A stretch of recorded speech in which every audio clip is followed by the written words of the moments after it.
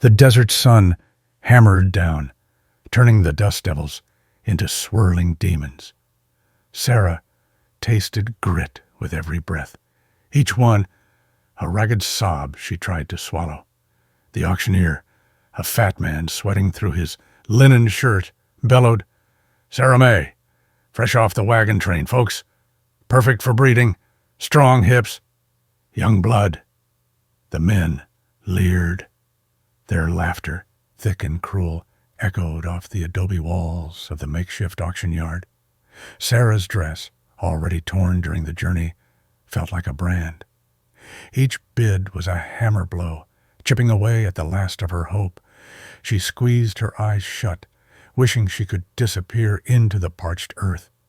A hand reached out, shoving another girl forward, older, face etched with weariness, but no less terrified. Sarah felt a pang of guilt. At least she was young. Maybe she could survive. The bidding climbed. $50, $75. The auctioneer wiped his brow, eyes gleaming. Sarah felt a cold dread settle in her stomach. This was it. This was how her life ended. Not with her family, not with the promise of a new life in California, but as property, bought and sold like livestock. Then, a single hand raised at the back of the crowd. Caleb. He hadn't said a word since arriving in town, just stood there, a silent, granite presence. Most dismissed him, another drifter passing through. His clothes were worn, his face weathered, but his eyes held a depth that made men uneasy. The auctioneer paused, surprised. $100, he barked. No one else bid. The laughter died. The air hung thick with anticipation. "Sold!" the auctioneer finally shouted, slamming his gavel. "To the gentleman in the back!" Sarah didn't understand. Why him? He didn't look like the others. He didn't leer. He just watched. Caleb walked forward, his boots kicking up dust. He reached Sarah, pulled a worn woolen blanket from his saddlebag, and draped it over her shoulders. The rough wool scratched her skin, but it was the first act of kindness she'd experienced in weeks. He didn't say a word, just nodded towards his horse. Sarah hesitated. What was he planning? Was this just a different kind of hell? But looking into those deep-set eyes, she saw something she hadn't seen in a long time. A flicker of compassion? She took a tentative step towards the horse, the blanket clutched tight around her. Caleb's ranch wasn't much. A small two-room cabin built of rough-hewn logs, a lean-to for the horse, and a well that creaked like an old man's bones. But after the wagon train, after the auction, it felt like a palace. He led Sarah inside, the blanket still clutched tight. The air inside was cool and smelled of wood smoke and something faintly sweet, like dried herbs. A single oil lamp cast long shadows, making the small space feel even smaller and oddly safe. He gestured to a rough-hewn table and two chairs. Caleb poured water from a clay pitcher into a tin cup and offered it to her. Sarah hesitated, his hand trembling as she reached for it. She expected a grab, a leer, something. But nothing came. He simply stood back, his gaze unwavering. She drank deeply, the cool water soothing her parched throat. He then ladled a bowl of thin broth from a pot, simmering on the hearth. It smelled of chicken and carrots, a scent that brought a fresh wave of grief. She hadn't tasted anything so nourishing in weeks. "Eat," he rumbled, his voice a low growl, the first word he'd spoken directly to her. She ate slowly, cautiously, watching him. He didn't eat himself, just watched. Every kindness felt like a trap, a prelude to something awful. She flinched when he moved, bracing for a blow that never came. When she finished, he pointed to a small room off the main cabin. "Sleep," he said, then turned and walked outside, leaving her alone. The room was bare. A straw-filled mattress on a wooden frame, a single patch quilt, and a small window covered with oiled paper. It wasn't much, but it was hers. For now. She lay down on the mattress, the quilt pulled tight around her. The straw rustled beneath her, a comforting sound. Exhaustion tugged at her, but sleep wouldn't come. Her mind raced, replaying the auction, the leering faces, the hopelessness. She couldn't understand him. This man, Caleb. Why had he bought her? What did he want? The other men. She knew what they wanted. But him? He remained an enigma, a silent, watchful presence. She squeezed her eyes shut, trying to block out the fear. Every creak of the cabin, every rustle of leaves outside the window sent shivers down her spine. She expected him to burst through the door at any moment, to claim what he'd paid for. But the door remained closed. Finally, exhaustion won. She drifted off into a fitful sleep, haunted by nightmares of wagons and auctions and faceless men. And through it all, a pair of steady, unjudging eyes watching over her. Sarah woke with a gasp, her body slick with sweat. The nightmare clung to her like a shroud. The stench of sweat and fear, the auctioneer's leering face, the burning iron searing her flesh. She pressed her hand to her shoulder, as if to soothe the phantom pain. She had been sold before, in a way, traded by her stepfather, to a man old enough to be her grandfather, a man who saw her as nothing more than a broodmare.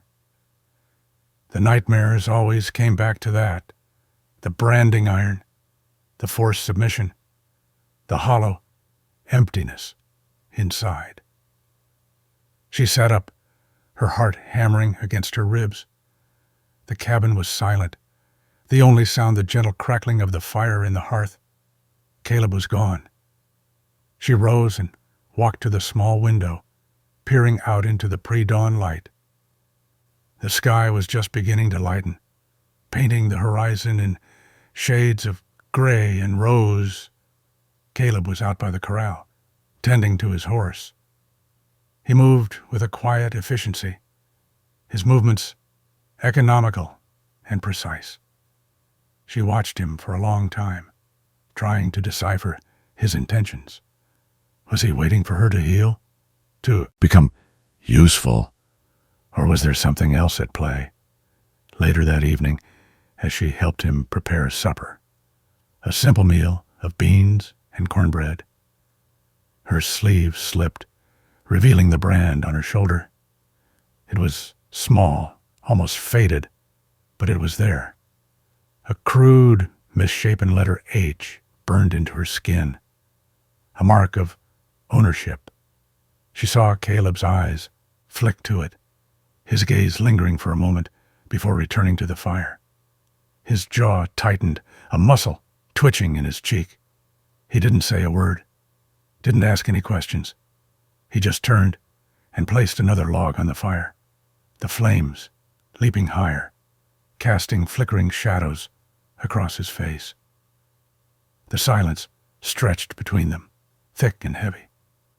Sarah braced herself, expecting him to say something, to do something, but he remained silent, his face an impassive mask. She finished setting the table, her hands trembling. The air felt thick with unspoken words, with secrets and unspoken pain. She knew he'd seen it, the brand, and she knew somehow that he understood more than she wanted him to. Days bled into weeks. Sarah settled into a routine of sorts, helping Caleb with the chores, tending the small garden, learning to milk the cow. He taught her to shoot, his instructions terse but clear, his patience surprising. He never touched her, never even looked at her with anything other than a quiet, almost detached concern. One morning after breakfast, he pointed towards the corral. "Saddle up," he said. Sarah's heart leaped into her throat. Where are we going?" she asked, her voice barely a whisper. He didn't answer, just nodded towards the horses. She hesitated, her fear warring with a flicker of something she hadn't felt in a long time. Anticipation. She saddled the mare he'd assigned to her, her hands shaking slightly. It was a gentle animal, a chestnut with a blaze face, but the thought of leaving the relative safety of the ranch terrified her. Caleb watched her, his expression unreadable. He mounted his own horse, a powerful black stallion, and waited. She climbed into the saddle, her grip tight on the reins. He nudged his horse forward, and she followed, her mare falling into step beside him. They rode in silence, the only sound the creak of leather and the rhythmic thud of hooves on the hard-packed earth. They passed through the gate of the corral, and then, for the first time since arriving at Caleb's, beyond the fence line of the ranch. Sarah's breath caught in her throat. The vast expanse of the open range stretched before them, a seemingly endless sea of sagebrush and scrub grass. The sky was a brilliant blue, cloudless and unforgiving. She clung to the saddle horn, her knuckles white. Every shadow seemed to hold a threat, every rustle of wind a whispered warning. She glanced at Caleb, but his face remained impassive, his gaze fixed on the horizon. They rode for what felt like hours, the sun beating down on them mercilessly. Sarah's legs ached, her throat was dry, and her fear grew with every mile they put between themselves and the ranch. She couldn't shake the feeling that they were exposed, vulnerable. Finally, Caleb stopped at a small creek shaded by a cluster of cottonwood trees. He dismounted and gestured for her to do the same. She slid off the mare, her legs trembling. She drank deeply from the creek, the cool water a welcome relief. Caleb stood beside her, his gaze sweeping the surrounding landscape. He pointed to another horse, a smaller, lighter-colored mare, tethered to one of the trees. "Yours," he said, his voice low. Sarah stared at the horse, confused. "Mine?" He nodded. "She's gentler, faster." He paused. "Try her." He untethered the mare and handed her the reins. Sarah hesitated, then took them, her fingers brushing against his. It was the closest he'd come to touching her since he'd draped the blanket over her shoulders at the auction. She led the mare away from the creek, her heart pounding in her chest. She ran her hand down the horse's soft muzzle, feeling the warmth of its breath on her palm. It was a beautiful animal, with intelligent, gentle eyes. She looked back at Caleb, questioning. He simply nodded, a subtle encouragement. Taking a deep breath, she mounted the new mare. The saddle felt different, more comfortable. The horse shifted beneath her, eager to move. Caleb watched her, his gaze steady. Then he did something unexpected. He stepped back and gestured towards the open range. "Lead," he said. Sarah's breath caught in her throat. Lead? He was giving her control? The vastness of the open range seemed to mock her fear, daring her to run. She looked at Caleb, his face an unreadable mask. Then she nudged the mare forward. The horse responded instantly, its gait smooth and effortless. Sarah felt a surge of exhilaration, of freedom she hadn't experienced in years. She urged the mare into a trot, then a canter, the wind whipping through her hair. Caleb followed, his black stallion a silent shadow behind her. They rode for miles, the sun climbing higher in the sky. Sarah felt her fear slowly receding, replaced by a growing sense of confidence. The mare was sure-footed and responsive, a perfect match for her. As they neared the town of Redemption, a cluster of buildings huddled against the harsh landscape, Caleb reined in his horse. Sarah followed suit, her heart sinking. Redemption. It felt like a cruel joke. "Supplies," he said, his voice low, "and information." Sarah's stomach clenched. Information about what? About her? About the man who had branded her? They rode into town, the silence of their arrival drawing stares from the townsfolk. Dust devils danced in the street, mirroring the unease swirling within Sarah. The saloon doors swung open, spilling out a cacophony of noise and laughter. Caleb dismounted and tied his horse to the hitching post. Sarah followed, her legs feeling like lead. She scanned the faces around her, searching for any sign of recognition, of danger. They entered the general store, the smell of leather and spices filling the air. Caleb began gathering supplies: flour, coffee, salt, his movements efficient and deliberate. Sarah stood by the counter, her gaze fixed on the street outside. The storekeeper, a wizened old man with a squint, watched them with a knowing look. "New in these parts, ain't you?" he asked, his voice raspy. Caleb grunted in response, not breaking his stride. The storekeeper chuckled. "Heard tell of a fellow looking for a runaway. Branded her, he did. Said she was his property." Sarah's blood ran cold. Jedediah. He was here. Caleb stopped, his hand hovering over a sack of beans. He turned slowly, his eyes narrowing. "Name of Jedediah," the storekeeper continued, oblivious to the tension in the air. "Claims she owes him a debt." Caleb's jaw tightened.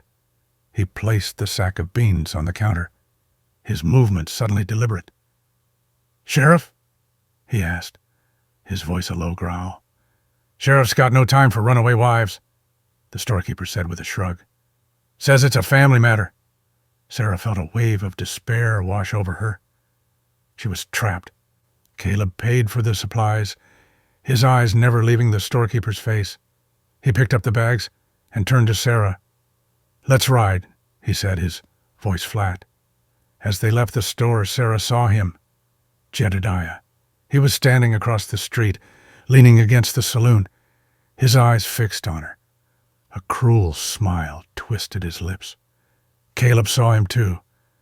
He didn't flinch, didn't break his stride, but Sarah saw something in his eyes, something she hadn't seen before, something cold and hard and dangerous. The silence that always surrounded him had become steel. He wouldn't just protect her. He was planning something. Back at the ranch, the sunset bled across the sky, painting the landscape in hues of orange and purple. The beauty felt like a mockery, a stark contrast to the fear that gnawed at Sarah's insides. Jedediah was out there, searching. As she helped Caleb unpack the supplies, the words choked in her throat. She had to tell him. He deserved to know. "There was a child," she said, her voice barely a whisper. Caleb stilled, his back to her. He didn't turn, didn't speak. The silence stretched between them, heavy with unspoken grief. "A daughter," she continued, her voice trembling. He wouldn't let me keep her. Said she was his property too." The memory clawed at her. The baby's tiny hands, the scent of her skin, the crushing despair of being separated. The auction had been a death sentence for her, but for her child. Caleb finally turned, his face etched with an emotion she couldn't quite decipher. Pity? Anger? He remained silent, his gaze unwavering. "I don't know where she is," Sarah sobbed, the tears streaming down her face. "I don't know if she's alive." Caleb reached out, his hand hovering in the air between them. For a moment she thought he might touch her, offer some kind of comfort. But he pulled back, his hand clenching into a fist. He simply nodded. A single, curt acknowledgement of her pain. He turned and walked towards the barn, disappearing into the shadows. Sarah watched him go, her heart aching with a fresh wave of despair. He didn't care. Why would he? She was nothing to him, just another burden. The next morning, Sarah woke to the sound of hammering. She found Caleb in the barn, surrounded by wood shavings and the scent of fresh pine. He was building something, his movements precise and deliberate. She watched him for a long time, her curiosity growing. He didn't acknowledge her presence, just continued to work in silence. As she drew closer, she realized what he was building. A cradle, a small, simple cradle, crafted from rough-hewn pine. Her breath caught in her throat. She stared at the cradle, tears welling in her eyes. He hadn't said a word, hadn't offered any platitudes or empty promises, but he had built a cradle. She touched the smooth wood, tracing the lines with her fingertips. It was a gesture of empathy, a silent acknowledgement of her loss. It wasn't a promise to find her daughter, or even a suggestion that it was possible, but it was something, a small act of kindness, a flicker of hope in the darkness. Days turned into weeks. The cradle sat in the corner of the barn, a constant reminder of her daughter and the pain of their separation. But it was also a symbol of something else, Caleb's quiet compassion. Slowly, hesitantly, trust began to bloom between them. He still didn't speak much, but his actions spoke volumes. He was watching out for her, protecting her in his own silent way. And Sarah, in turn, began to see him not as a captor, but as a protector, a silent guardian in a harsh and unforgiving world. Autumn painted the plains in hues of rust and gold, a deceptive beauty masking the coming winter. Sarah found a small measure of peace tending the garden, the cool air a balm on her troubled soul. Caleb remained a silent presence, a shadow moving through the landscape, always watchful. The cradle sat unfinished in the barn, a constant, aching reminder. One crisp afternoon, the distant rumble of hooves shattered the quiet. Sarah looked up, her heart pounding. Dust billowed on the horizon, growing larger with each passing moment. Caleb emerged from the barn, his face grim. He didn't need to speak. She knew. Jedediah. They watched as the riders approached, a small posse of rough-looking men flanking Jedediah like vultures circling carrion. They reined in their horses in front of the ranch house, kicking up a cloud of dust that settled over everything. Jedediah dismounted, his cruel eyes fixed on Caleb. He swaggered forward, a sneer twisting his lips. "Well, well," he drawled, his voice thick with malice. "Look what we have here. The silent saint playing savior." Caleb stood his ground, his posture rigid, his eyes like chips of flint. He didn't reach for the rifle leaning against the porch post, but his hand hovered near it, a silent warning. Jedediah laughed, a harsh, grating sound. "You paid good coin for a womb, old man, and did nothing with it? What a fool." He spat on the ground, his eyes flicking to Sarah, who stood frozen by the garden fence. "She's still mine, you understand? The debt ain't paid." Sarah flinched, the words like a physical blow. She saw Caleb's jaw tighten, the muscles in his neck standing out like cords. The air crackled with unspoken threat. One of Jedediah's men, a burly brute with a scarred face, stepped forward. "Let's not make this difficult, old-timer. Just hand her over, and we'll be on our way." Caleb remained silent, his gaze unwavering. The stillness surrounding him was unnerving, a calm before the storm. He was a statue, carved from granite, unyielding, unbreakable. Jedediah's smile faded. "You think you can defy me, old man? You think she wants to stay here, living in a hovel, eating dust? She belongs with me. She understands her place." He gestured towards Sarah with a dismissive wave. "Come on, girl. Don't make me drag you." Sarah wanted to run, to hide, to disappear, but she couldn't move. She was trapped, caught between two worlds, two men. One offered only cruelty and despair, the other, silence. But in that silence, she sensed a strength, a resolve that gave her a sliver of hope. Caleb's hand tightened on the rifle. The sun glinted off the barrel, a silent promise of violence. The air hung thick with tension. The fate of Sarah, and perhaps Caleb, balanced on a knife's edge. The standoff stretched, each breath a hammer blow against the silence. The only sound was the wind, whispering through the tall grass, a mournful song for a life about to be decided.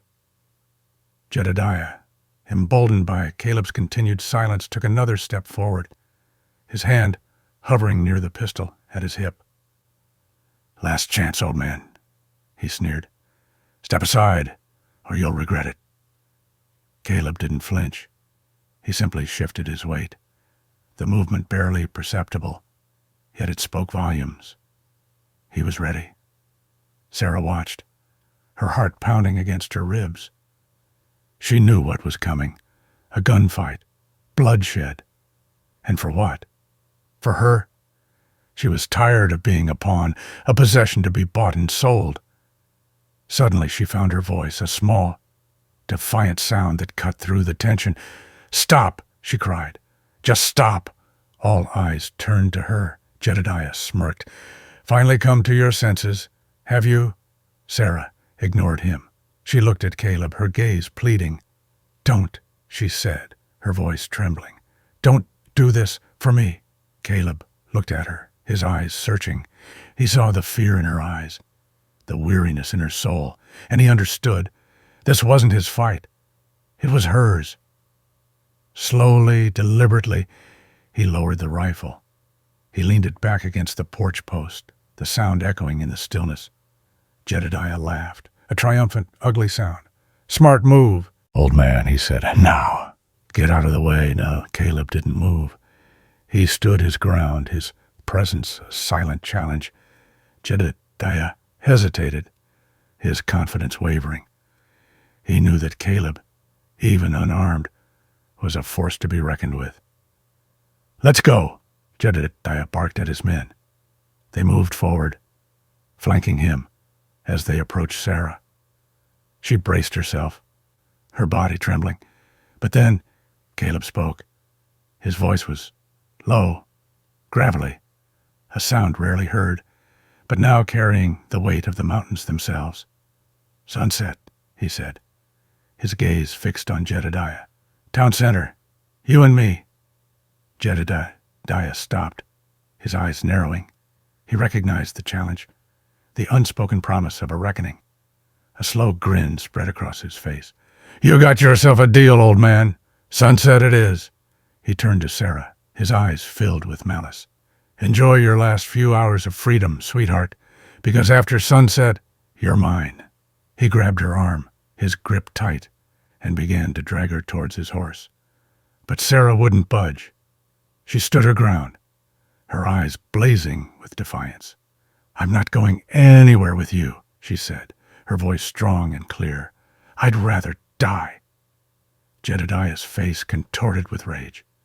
He raised his hand to strike her, but Caleb was there in an instant. He grabbed Jedediah's wrist, his grip like iron. "Sunset," he repeated, his voice a low growl. "Remember?" He released Jedediah's wrist, shoving him backwards. Jedediah stumbled, regaining his balance with a snarl.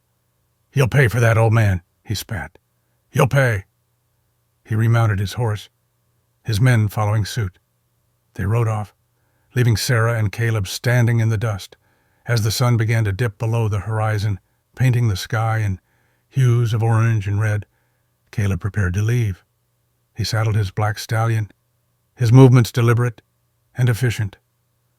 Sarah watched him, her heart filled with a knot of fear and something else. Admiration?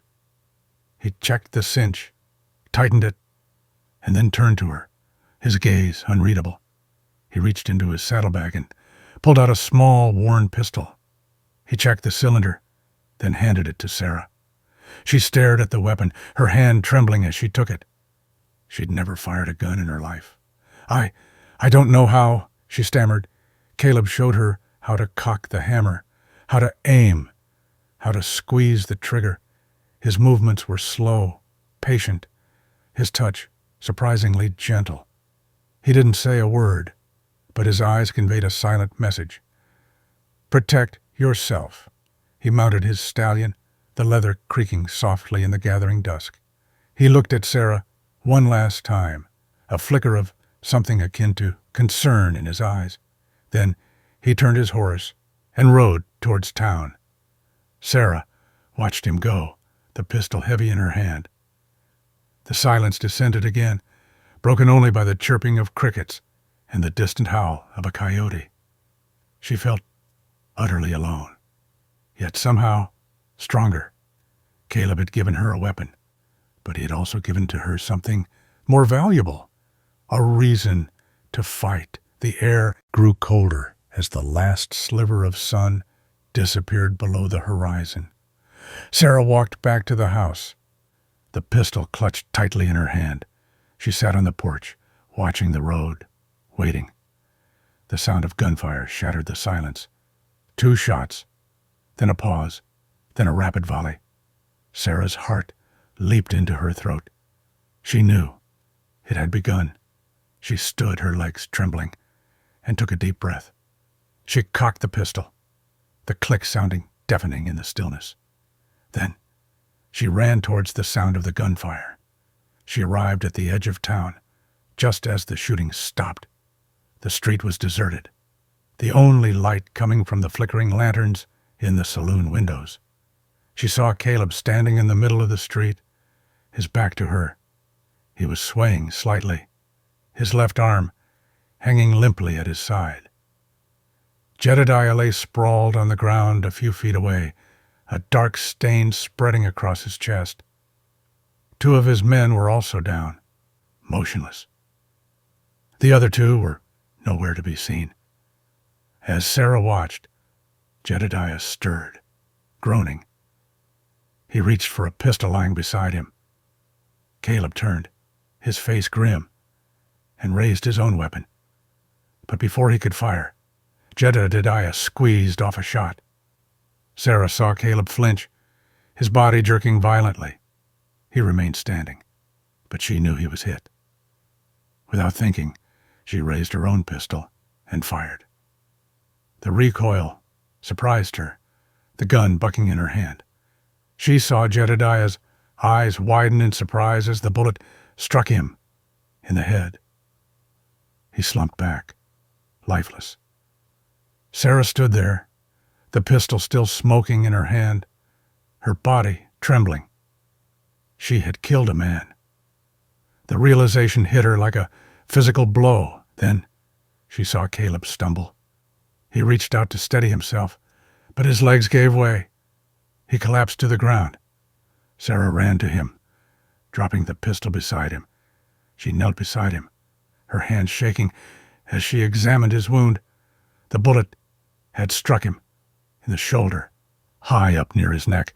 Blood was gushing from the wound. She ripped a strip of cloth from her skirt and pressed it against the wound, trying to stem the flow of blood. Caleb groaned, his eyes fluttering open. He looked at her, his face pale and drawn. You shouldn't have," he rasped, his voice barely a whisper.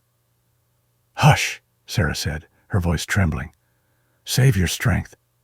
She kept pressure on the wound, her hands slick with blood. She didn't know what to do.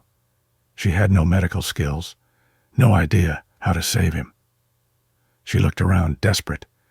The town was still deserted, the silence broken only by Caleb's ragged breathing. She needed help, but there was no one to call on. She thought of Jedediah's men, the two who had escaped.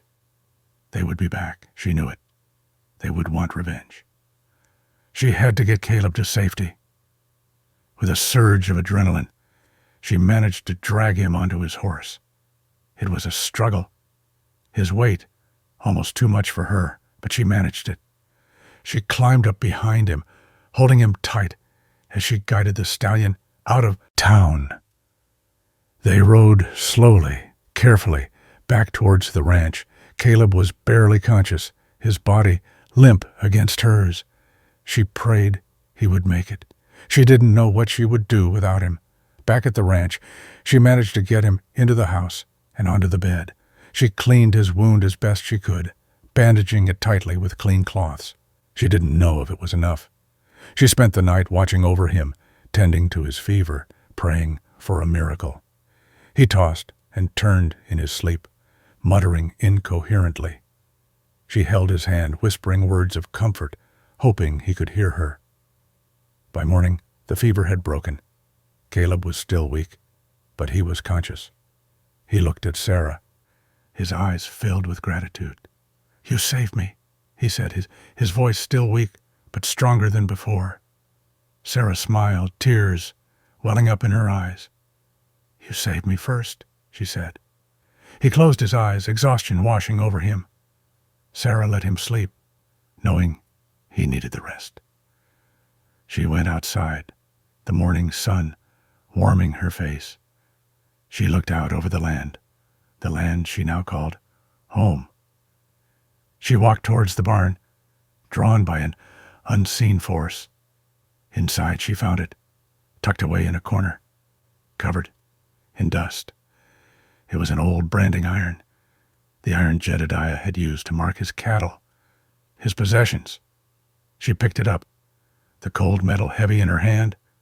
She felt a surge of anger, a burning desire to destroy it, to erase any trace of Jedediah's cruelty. Later that day, when Caleb was stronger, she showed him the branding iron. He looked at it, his face expressionless. He understood. Together, they carried the iron outside. They built a fire, the flames licking hungrily at the wood. When the fire was hot enough, Caleb took the branding iron and placed it in the flames. They watched in silence as the metal glowed red, then white-hot. When it was molten, Caleb carefully removed it from the fire. He carried it to his anvil, placing it on the hard surface. Sarah grabbed a sledgehammer, her hands trembling. Caleb nodded, his eyes encouraging. She raised the hammer high above her head and brought it down on the branding iron with all her strength. The metal buckled and twisted under the force of the blow. She raised the hammer again and again until the branding iron was nothing more than a shapeless lump of metal. Caleb then, with practiced hand, took the mangled metal and began to work it. He hammered and shaped, the clang of steel on steel echoing across the ranch. Sarah watched, mesmerized, as he transformed the instrument of her captivity into something new. He wasn't trying to erase the past, she realized, but to forge something different from its ashes. Hours later, he held it out to her. It was a small, delicate horseshoe, perfectly formed, the metal still warm to the touch. Sarah took it, turning it over in her hands. It was beautiful, a symbol of hope and resilience. "Thank you," she whispered, her voice choked with emotion. He simply nodded, his eyes meeting hers. No words were needed. Later that evening, after they had eaten a simple meal of beans and cornbread, Sarah retrieved something from her trunk. It was a length of braided cord, thick and rough, the kind used to bind livestock or prisoners. She had found it tucked away in the barn, a grim reminder of Jedediah's intentions. It was the cord he had planned to use on her. She walked outside, Caleb following silently. They stood beside the dying embers of the fire, the night air cool against their skin. Sarah held the cord in her hand, feeling the coarse fibers against her palm. She closed her eyes, remembering the fear, the helplessness, the shame. She opened her eyes and looked at Caleb. He stood beside her, his presence a silent strength. He didn't try to comfort her, didn't offer platitudes. He simply stood there, giving her the space she needed to confront her demons. Without a word, Sarah tossed the cord into the fire. The flames leaped up, consuming it quickly. She watched as the braided strands turned black, then crumbled into ash. She didn't cry. There were no tears left, just a quiet resolve. When the cord was gone, she turned to Caleb. He looked at her, his eyes filled with understanding. He reached out and took her hand, his grip firm and steady. She squeezed his hand, a silent acknowledgement of his support. Then she turned back to the fire and watched as the last embers faded into darkness. The past was gone, burned away. It was time to move on. It was time to build a new life, a life free from fear, a life of her own making. The next morning, the sun rose on a scene of quiet industry. The barn, a skeletal frame against the vast sky, stood as a testament to Jedediah's neglect. It would need more than a little fixing. It needed rebuilding. Sarah woke with a purpose. She found Caleb already outside surveying the damage. He didn't offer her instructions, just a silent nod of acknowledgement. He knew she'd come to her own conclusions.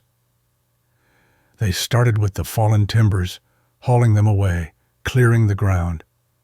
The work was hard, the wood heavy and splintered, but they worked side by side, a silent rhythm developing between them.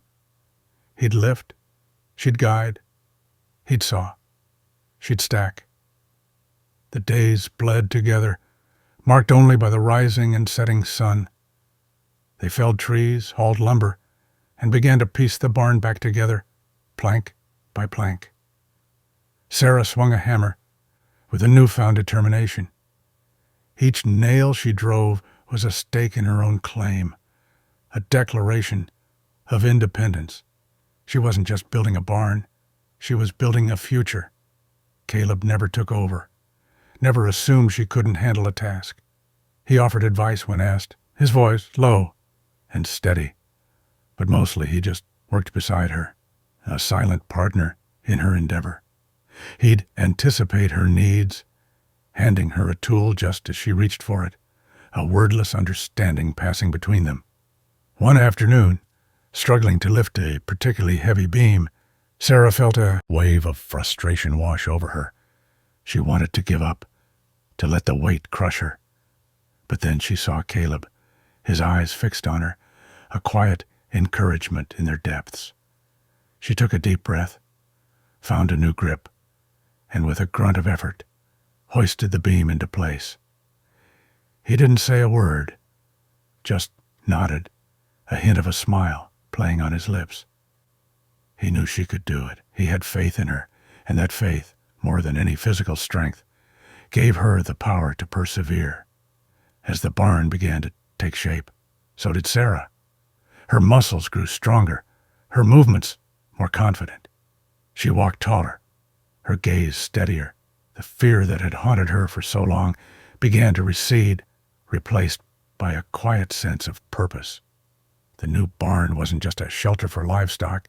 It was a symbol of their shared endeavor, a testament to their resilience.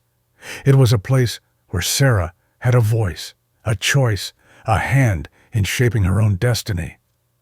It was a place where equality was forged in sweat and splinters, where a silent cowboy had shown a woman what she was truly capable of, simply by standing beside her and letting her build. It was choice. It was freedom. The barn raising, it seemed, had sent a signal. A whisper carried on the prairie wind.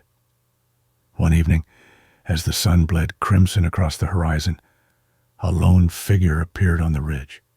A girl, no older than 15, her face smudged with dirt, her clothes ragged. She clutched a small, worn bundle to her chest. Sarah watched her approach, her hand instinctively moving to the rifle she now kept close. Caleb stood beside her, his gaze steady, his hand resting on the handle of his own weapon. They had learned to be cautious.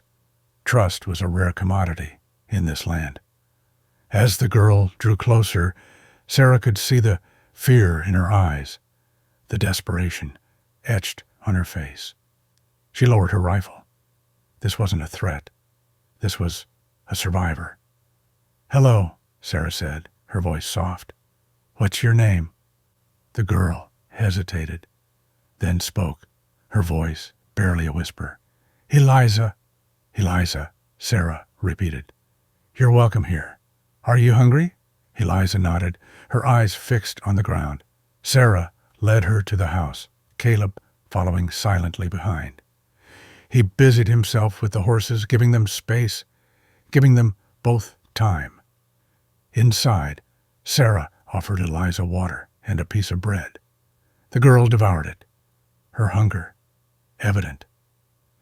As Eliza ate, Sarah learned her story. She had been sold, just like Sarah, to a man old enough to be her grandfather. She had run, escaping in the dead of night with nothing but the clothes on her back and a burning desire for freedom. "He said I was perfect for breeding," Eliza whispered, her voice trembling. Sarah felt a surge of anger, a familiar rage rising within her. She knew that phrase. She had heard it before, but this time it fueled something different. It fueled a protectiveness, a determination to shield this young girl from the horrors she had escaped. "You're safe now, Eliza," Sarah said, her voice firm. "He won't touch you again." That night Eliza slept in the barn, nestled in the hay, her sleep fitful and uneasy. Sarah stayed up late, watching over her, her rifle resting across her lap. Caleb joined her later, sitting silently beside her, his presence a comfort. He said nothing, but his eyes spoke volumes. He understood. A week later, another girl arrived, then another. They came from different places, different backgrounds, but they shared a common bond. They had all been branded, marked for a life of servitude and degradation. They had all run. Caleb's silence deepened. He offered the girls food, water, and shelter, but he rarely spoke. He worked harder, providing for them all, his actions speaking louder than any words. Sarah became their voice. She listened to their stories, their fears, their hopes. She helped them heal, both physically and emotionally. She taught them how to ride, how to shoot, how to defend themselves. She was no longer just a survivor. She was a leader. The ranch became a refuge, a sanctuary for the branded. It was a place where they could shed their past, reclaim their dignity, and forge a new future. It was a place where a silent cowboy and a woman he saved created a space for other women to save themselves. The ranch, once a symbol of Jedediah's twisted ambition, now pulsed with a different kind of life. It was a haven carved out of the harsh indifference of the West, a place where the discarded found solace and strength. The girls, and now young women, learned to mend fences, tend livestock, and read the changing skies. Sarah taught them everything she knew, and perhaps even more, a resilience born not of blind faith, but from the ashes of her own despair. One scorching afternoon, a wagon rattled onto the property, carrying a girl no older than 12. Dust clung to her skin, her eyes wide with a fear that mirrored Sarah's own memories. She clutched a ragged doll, its painted face chipped and worn. On her left shoulder, barely concealed by a torn dress, was the brand, the same brand Jedediah had intended to sear into Sarah's flesh. Sarah approached slowly, her movements deliberate, her voice gentle. "Welcome," she said. "You're safe here." The girl flinched, pulling away. "They'll come for me," she whispered, her voice choked with tears. Sarah knelt, placing a hand, calloused but steady, on the girl's arm. "No one will take you from this place. What's your name?" "Lily," the girl mumbled. That evening, after Lily had eaten and bathed, Sarah found her sitting alone by the creek, staring at her reflection in the water. The brand on her shoulder gleamed in the fading light. Sarah sat beside her, the silence stretching between them, like the vast prairie. Finally, she spoke, her voice low and steady. "May I?" Lily nodded, not meeting her eyes. Sarah gently pulled down the collar of her own shirt, revealing the faint puckered scar on her back. It was a ghost of the iron, a reminder of the life she had escaped. Lily gasped, her eyes widening. What is that?" Sarah met her gaze, her eyes filled with a quiet strength. "They marked us to own us, Lily. They wanted to claim us as property, to steal our freedom. But that iron is gone. It's a scar, yes, a reminder of what they tried to do. But it doesn't define us. We are not their property. We are not their future. We are our own." She paused, letting the words sink in. "This brand," she continued, touching Lily's shoulder lightly. "It might feel like a curse now, but it can also be a reminder of your strength, of your courage. It's a testament to the fact that you survived, that you escaped, that you chose your own path." Sarah stood, offering Lily her hand. "Come," she said, it's getting late. Let's go inside. We have work to do tomorrow, a future to build." Lily took Sarah's hand, her small fingers tightening around Sarah's calloused ones. She didn't say anything, but Sarah could feel the shift in her, a flicker of hope igniting in her eyes. The fear was still there, a shadow lurking in the depths, but it was no longer the only thing she saw. The next morning, Lily woke before dawn. She found Sarah in the barn tending to a newborn calf. Caleb was there too, his presence a quiet reassurance. He didn't offer a smile or a word, just a nod in her direction. Lily hesitated, then stepped forward. Can I help?" she asked, her voice barely audible. Sarah smiled. "Of course," she said. "We always need another pair of hands." She showed Lily how to mix the feed, how to clean the stalls, how to soothe the restless animal. The work was hard, but Lily didn't complain. She worked with a quiet determination, her movements growing more confident with each passing hour. As the days turned into weeks, Lily began to shed her fear. She learned to ride, to shoot, to mend fences. She laughed with the other girls, her voice ringing with a newfound joy. She was still Lily, the girl with the brand, but she was also something more. She was a survivor. She was a fighter. She was a part of something bigger than herself. The ranch continued to grow, attracting more women, more stories of hardship and resilience. Sarah and Caleb never turned anyone away. They had built a sanctuary, a haven for the lost and the broken. They had created a family bound not by blood, but by shared experience and a common desire for freedom. Years passed, The girls grew into women, strong and independent. Some stayed on the ranch, helping Sarah and Caleb care for the others. Some ventured out into the world, armed with the skills and the confidence they had gained within its walls. One evening, as the sun dipped below the horizon, painting the sky in hues of orange and purple, an older Caleb and Sarah sat on the porch of their home. The years had etched lines on their faces, but their eyes still held the same spark, the same unwavering commitment to each other and to the women they had taken in. In the distance, they could hear the sounds of children laughing, playing in the fields. Lily, now a young woman, was among them, her face radiant with joy.